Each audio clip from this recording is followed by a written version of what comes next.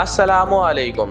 क्या आप भी एमएस वर्ड में टेक्स्ट बॉक्स ऐड करने की कोशिश करते हैं लेकिन उसकी पोजीशन, डिज़ाइन या फॉर्मेटिंग सही नहीं बन पाती?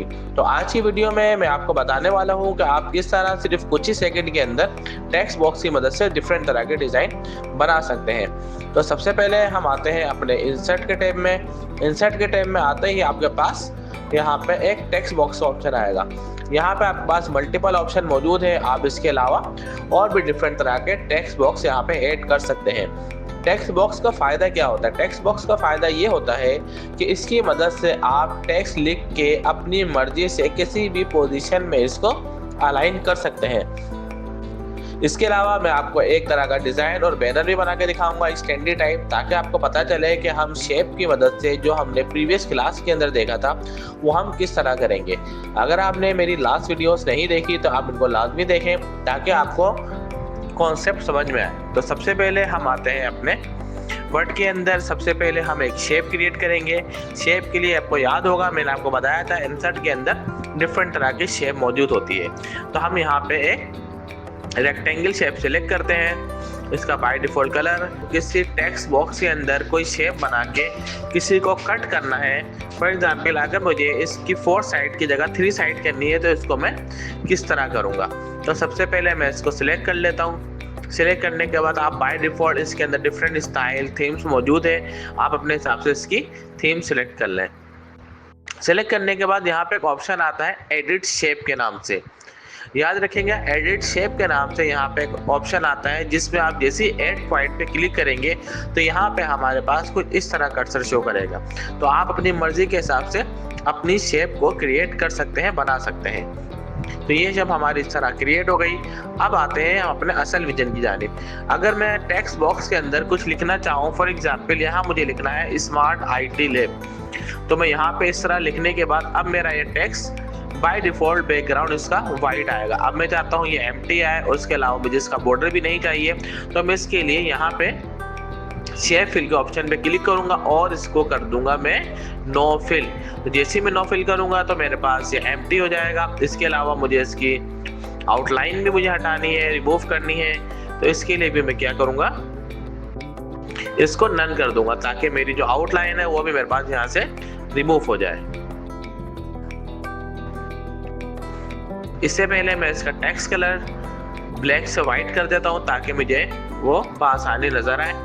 इसका अगर मुझे साइज़ बढ़ाना है तो मैं इस तरह इसको साइज़ छोटा या बड़ा कर सकता हूँ। इसके बाद सेकंड हम आते हैं लोगो की जानिब। अच्छा, लोगो के 2 तरीके कार हैं। सबसे पहले तो ये मैं इंसर्ट पे आके इसकी राउंड शेप सेलेक्ट कर लेता हूँ, क्योंकि लोगो के लिए जो बेस्ट होता है वो राउंड शेप के अंदर होता है, सर्किल के अंदर होता है। अच्छा, अगर मुझे कोई शेप क्रिएट करनी है, कोई शेप लानी है, तो आप इसके लिए डायरेक्ट इंटरनेट से भी डाउनलोड कर सकते हैं, या इसके अलावा अगर आपके पास बाय डिफ़ॉल्ट इमेज मौजूद है तो वहाँ से भी ले सकते हैं। तो मैं यहाँ पे इंटरनेट से स्मार्ट IT लैब के अंदर आके इसके लोगों की पिक्चर मैंने डेस्कटॉप पे सेव कर ली। अब मैं अगर इसकी डायरेक्ट पिक्चर लाऊंगा तो ये मेरे इस सर्किल के अंदर फिट नहीं होगी।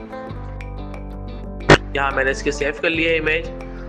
अब हम आते हैं दोबारा MS वर्ड पे। अब मैं इसको पिक्चर पे इंसर्ट करके, अब मैं जैसे इंसर्ट करूँगा तो ये देखें, ये मेरी जो पिक्चर है ये बाय डिफ़ॉल्ट स्क्वायर शेप के अंदर आ रही है। अब मैं चाहता हूँ कि ये मेरे सर्किल के अंदर फिट हो जाए, तो इसके अंदर ये फिट नहीं होगी। इसके लिए मुझे क्या करना होगा? इसके लिए मुझे करना ये होगा कि मैं सबसे पहले अपनी शेप पे क्लिक करूँगा। जैसे मैं शेप पे क्लिक करूँगा तो मेरे पास इसके अंदर एक ऑप्शन आएगा शेप फिल के नाम से। इसमें आपको याद होगा लास्ट टाइम हमने शेप के अंदर इमेजेस को सेट करने का देखा था, तो यहाँ से हम इसको सेट करेंगे तो ये देखें बआसानी ये इस सर्किल के अंदर फिट हो गई। अब इसी के अलावा मैं अगर टेक्स्ट चाहता हूँ, मैं चाहता हूँ कि इसके नीचे मेरे पास डिफरेंट टेक्स्ट है। आपने देखा होगा स्टैंडी वगैरह के अंदर आपके पास डिफरेंट तरह के टेक्स्ट बॉक्सेस के अंदर आपके पास टेक्स्ट वगैरह आता है, जैसे व्हाट वी ऑफर। तो हम इसी तरह इसको सिलेक्ट कर लेते हैं। तो सबसे पहले मैं यहाँ पे भी एक शेप ले लेता हूँ। शेप का कलर अपने हिसाब से सेट कर लेता हूँ। ब्लू कलर ही रखूँगा ताकि वो उसके हिसाब से मिक्स हो जाए। अब ये देखें, अब टेक्स्ट बॉक्स का यहाँ पे आपको फ़ायदा नज़र आएगा कि आप यहाँ पे जैसे टेक्स्ट बॉक्स लेंगे तो आप इसके अंदर अपनी मर्जी के हिसाब से किसी भी जगह पे टेक्स्ट लिखें और वहाँ पे आके सेट कर दें। तो यहाँ पे मैं कुछ टेक्स्ट लिख लेता हूँ।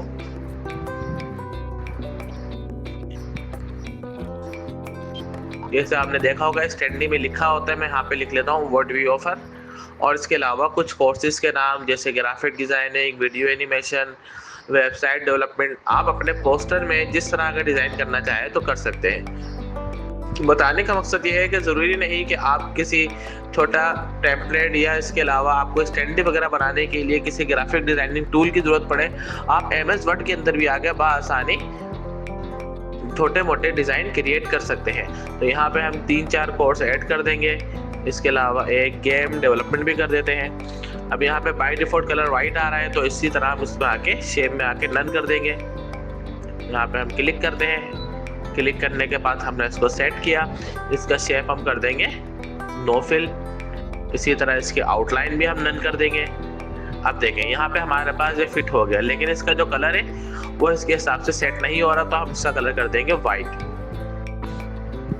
ये शेप में आ गया। देखें आपके पास डिफरेंट तरह के इसमें ऑप्शन ही मौजूद आ रहे हैं। हम इसको ब्लू कलर ले लेते हैं ताकि वो एक्सपोज हो, साफ नजर आए। तो ये देखें यहाँ पे इस तरह। अब व्हाट वी ऑफर को हम सेंटर अलाइन कर लेते हैं। इसको पहले हम सिलेक्ट करेंगे। सिलेक्ट करने के बाद हम इसको बोल्ड और इसी तरह सेंटर अलाइन करके इसका टेक्स्ट साइज भी थोड़ा सा बड़ा कर लेंगे। आपको याद होगा मैंने बताया था कि अगर मुझे किसी टेक्स्ट को डायरेक्ट अपर केस में करना है तो हम इस ऑप्शन पे आके अपर केस में इस तरह कर सकते हैं। उम्मीद है आपको ये वीडियो पसंद आई होगी। इंशाल्लाह नेक्स्ट वीडियो के अंदर हम मज़ीद आर्ट टूल वगैरह के बारे में देखेंगे। जज़ाकल्लाह।